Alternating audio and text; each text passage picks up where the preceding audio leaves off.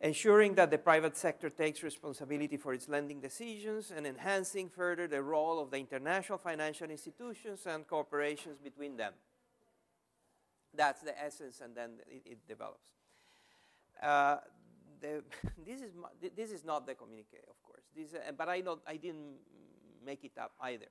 This was an agreement signed in May of 1998 by you can Google it and you'll find this is the G7 meeting, and they agreed to these things. So tell me, what would you change about this? Nothing. They can just take this and just say it again.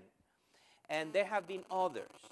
And so look around. Every time that there is a financial crisis in the world, either the Mexican, the Russian, the Asian, or anyway, we do get meetings, summits, and so on that release communiques that are more or less like this. This one that we're going to get in a couple of days, or tomorrow, I guess, is going to say every one of these things, except that it's going to emphasize more the need for growth. There's going to be more emphasis on trying to not to protect the global trading system from protectionist spurs and so on. Inevitably, all of these communiques, and we have been getting them for a long time, since the 90s, emphasize the 4 points that this one will also emphasize. The need for growth and protect growth and make it balanced. The need for a global financial architecture. All of them have always talked about that. Then two things happen. After calling for a new redesign of the global financial system, then two things happen.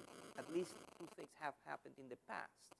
One is that the economies tend to recover faster than anticipated, and the urgency for reforming the system goes down. And the discovery of the fact that redesigning the financial system is very hard. It's very, very difficult to do. So the next stage in the conversation is that the conversation goes from architecture to plumbing. By that I mean that very soon, because of the intensity of the problems dwindles, and the demand for a big architectural, big redesign of the system also goes down, then the plumbers come into the conversation and say, it's not about the architecture, it's the plumbing. Let's look at the rules of the IMF. Let's look at some specifics of the system and the wiring of the system, and not the entire architecture. Why? Because changing the entire architecture proves elusive, difficult, costly, and very paralyzing. And I don't know if something like that may happen again. But as I was saying, inevitably it's about growth and sustainable growth and restoring growth. Second, protecting the trading systems from emerging obstacles to trade. The need to deal with, not to forget the poor is also a line that is always there.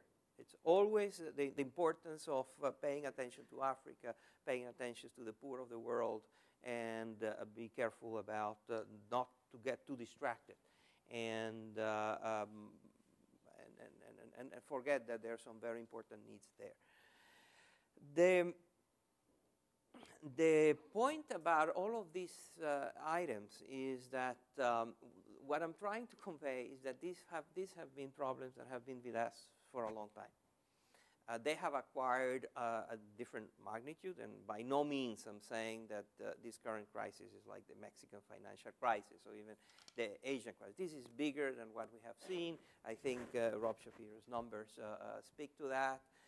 The nature of the crisis is different, and the consequences are also different.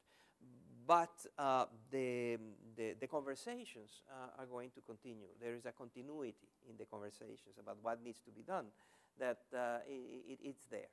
And what happens is that these conversations are full of passions and interests.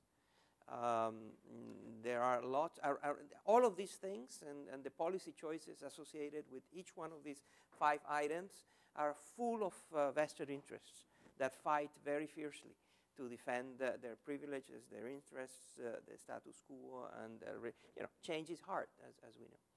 And the second is that there are passions. There are intellectual passions. There are ideological passions. There are ways to understand the world. There are models that we have about how the world works and how the world should work that get, there's a clash of those views for each one of those items. And I don't need to repeat them. You know what they are.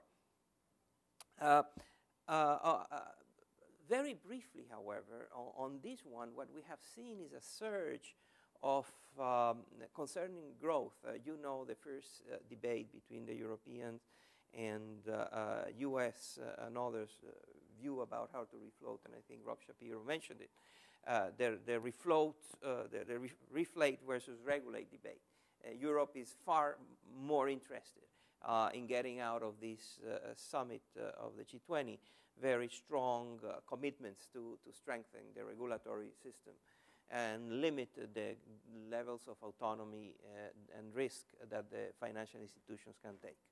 The United States agrees with that, but it also is very keen on getting Europe to join the efforts to re-energize growth. And as Rob said, only Spain so far has joined in that effort, and we have great reluctance on the part of Germany especially, but also France to join on that. So that tells you a lot, not only about the specific politics that each one of these governments faces in their countries concerning a major expansion of public spending and deficit spending, but also about the intellectual debates about these things.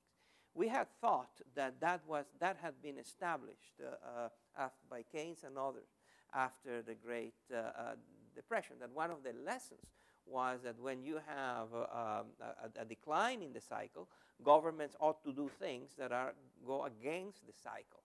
So that the counter-cyclical, in the jargon is called counter-cyclical policies, ought to be immediately and massively implemented to counter the natural drifts of the economy to deflation, to decline, to stagnation.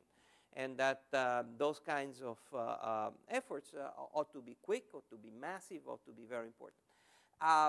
In general, economists agree with that. That's one of the rare instances in economics where there's no debate until about a month ago. And about a month ago, people started questioning this. It is related, of course, to the fact that economists now have a very bad reputation.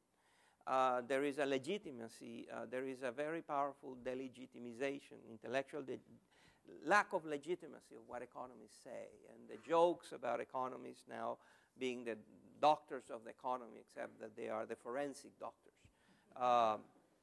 that are now part of the everyday conversation and so on.